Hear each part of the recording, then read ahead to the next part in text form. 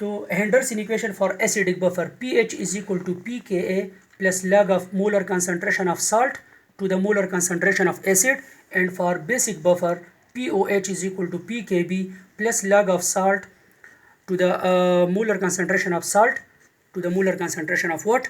Base. Now इससे जो ज़्यादातर क्वेश्चन आते हैं तो वो इस तरह के आते हैं कि for example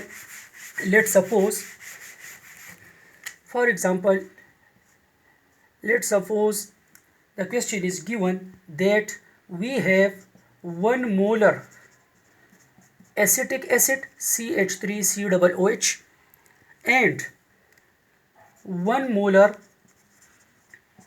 of CH3COONA. For example यानी साल्ट और एसिड का मोलर कंसंट्रेशन बिल्कुल क्या है? सेम है।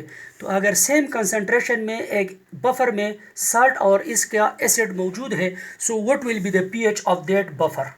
पीएच क्या होगा? पीकेए तो कांस्टेंट है एक एसिड का, या पीकेबी तो कांस्टेंट है एक बेस का, ये तो गिवन होगा। सो ऑब्वियसली जब ये molar concentration of salt equal होगा मोलर कंसंट्रेशन ऑफ एसिड के, सो यहाँ पर हमारे साथ ये 3 ऑप्शन होंगे। अगर साल्ट का मोलर कंसंट्रेशन एसिड के मोलर कंसंट्रेशन बिल्कुल इक्वल दोनों होंगे, so in this case pH of buffer will be equal to the pKa of that acid. Obviously जो इसका पीएच दिया होगा वही, जो पीकेए दिया होगा वही इसका क्या होगा? पीएच होगा, क्योंकि मोलर कंसंट्रेशन ऑफ साल्ट और एसिड दोनों क्या है? दोनों बराबर है। तो एक ऑप्शन हमारे साथ ये क्लियर हो गया।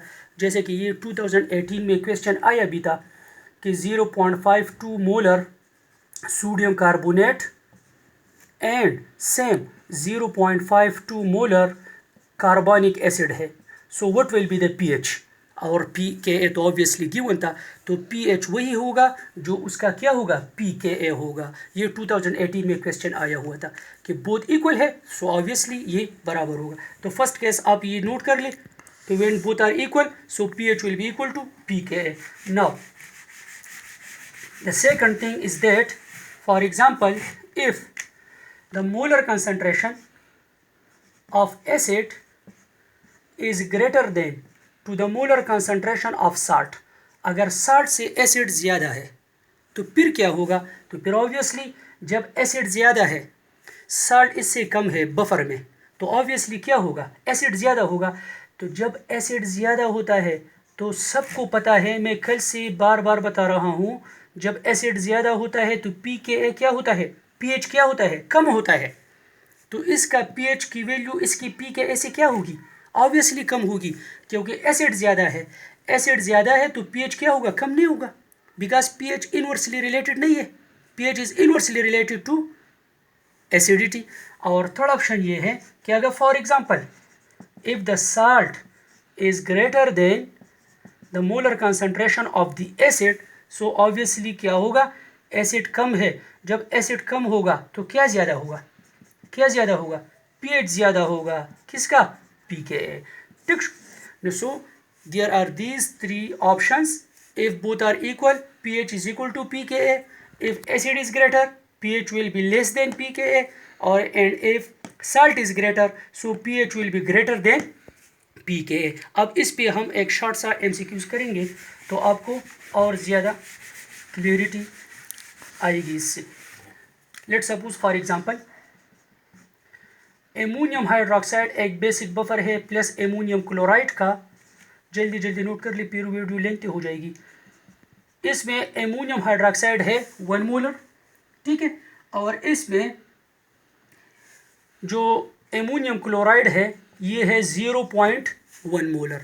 So and the pKb of ammonium hydroxide है 4.74। So what will be its pH? So obviously 4 options given है।